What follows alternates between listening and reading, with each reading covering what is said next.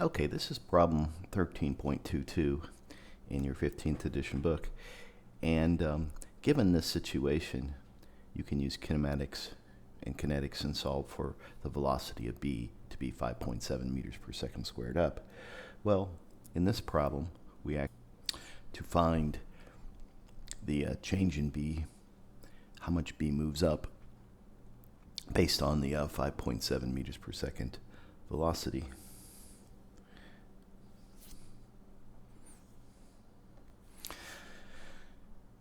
So let's solve this with a work energy approach. So if we sum our kinetic energy initially and we add that to our work, we end up with our final kinetic energy. So initially everything is at rest, so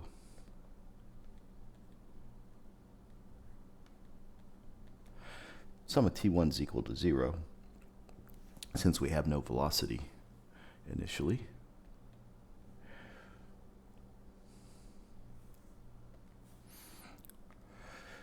So we're looking at a situation where the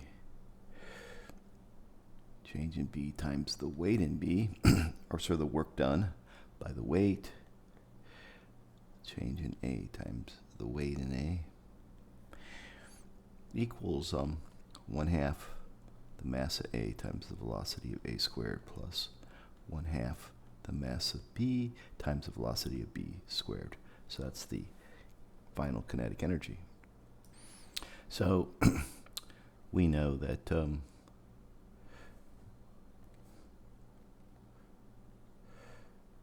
we look at this, 3 bits of changing delta B versus a delta A, single delta A,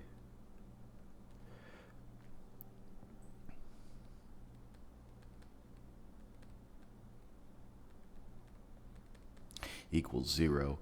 So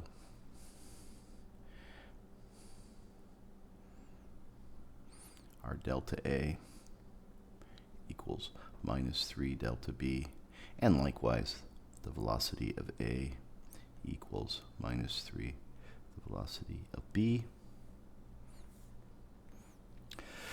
So delta B times mass times acceleration for the weight, we add that to, we substitute in for delta A minus 3 delta B, and the mass of 50 times the weight, and that's going in the other direction. This then equals our kinetic energy. So first we have our A component, so this will end up being the velocity of A squared,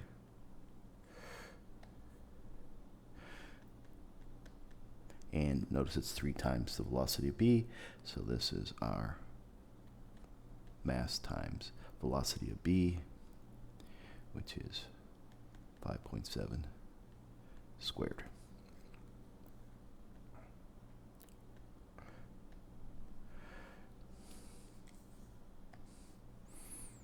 And if we solve that for delta B, we end up with 5.7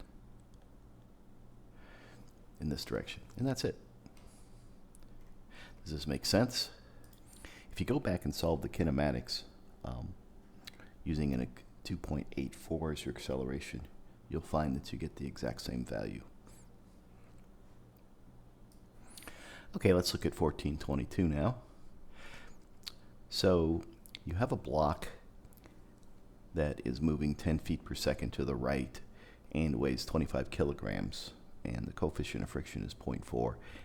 So potentially it hits this spring, bounces back, and then it could continue to hit this spring and bounce back too. But let's look into solving this problem and finding the total distance the block travels. Well, we can solve this problem with a work energy approach too. So first off, this block doesn't have any dimensions associated with it in the problem. So really we're going to deal with like the center of the block and the motion associated with the center of the block. And if it helps, think of it just as a point a point that's moving to the right initially and then hits the spring and bounces back, but a point that somehow is sliding on the floor with friction. So our relationship we want to use is the initial kinetic energy plus our work from 1 to 2 equals our final kinetic energy. So initially we have 1/2 the mass, which is 25, times our initial velocity, which is 10 feet per second squared.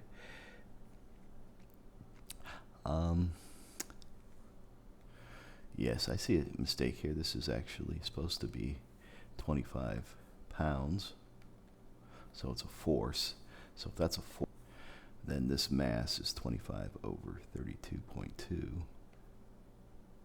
Okay, now we'll add to that our work.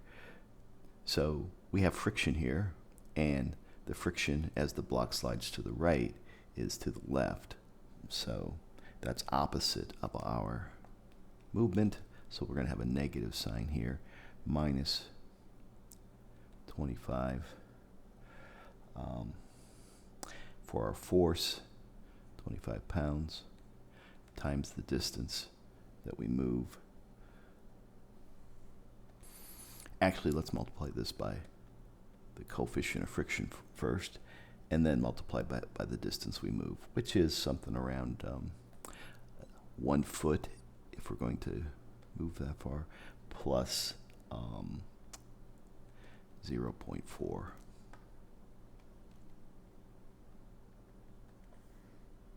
I'm looking at our coefficient of friction. I'm misspeaking completely here. Plus some distance, let's say x1, and that's the distance we'll compress this spring when this continues to move. Now, you might ask, well, how do we know that the block moves that far? And depending on what we get for x1 here, we will see if there's a positive value for x1, we'll know that the block has moved and squished x1, that positive value. Okay, and this equals our final kinetic energy, which we're going to assume the block comes to rest when it completely squishes the spring. So the velocity of our block here is 0. So this is going to end up being a 0 term, because 1/2 mass times 0 squared is 0. And there's one other term we have to add to this work. We're actually going to do work when we compress the spring too. So, and that work's going to be negative also. So minus 1/2. The spring constant is 60, and we're looking at compressing that x squared. So now if we solve this quadratic equation, we end up with, as one of the roots, the positive root, x1 equals 0.8275 feet. And that's how much we compress the spring. Okay, so now this is starting at a velocity of 0. Let's see how far it pushes back. So pushing to the left, we're going to still have the t. We can still solve this with the same relationship, equals t2. And now we have, starting with a 0 velocity, so our t1 is going to end up being 0. And now we are going to figure out the work for our spring and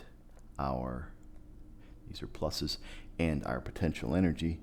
So our spring now is squished by the distance 0.8275, and when it pushes, it creates a force in the direction of our movement.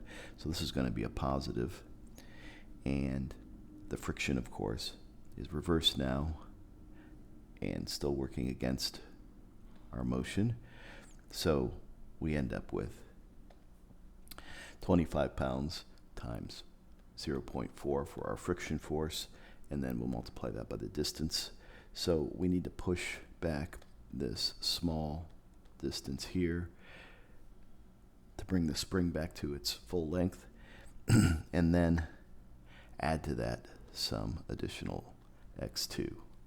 So I'm expecting this to bounce some x2 now in this direction.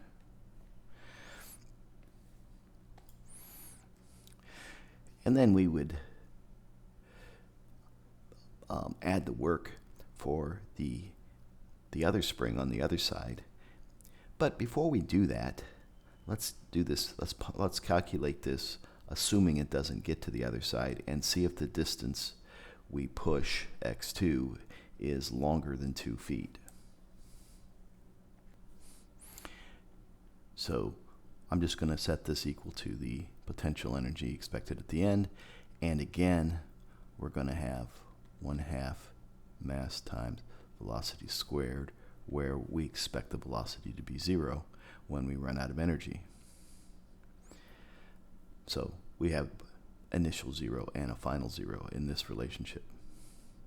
So if we solve this now for x2, we see that the block moves 1.227 feet, which is less than our 2 foot necessary to contact that next spring, which is 2 feet away. So the block stops before it gets to the next spring. So our total distance is the original 1 foot, and then we contacted the spring, squished it by 0.8275, and then it rebounded by the same amount.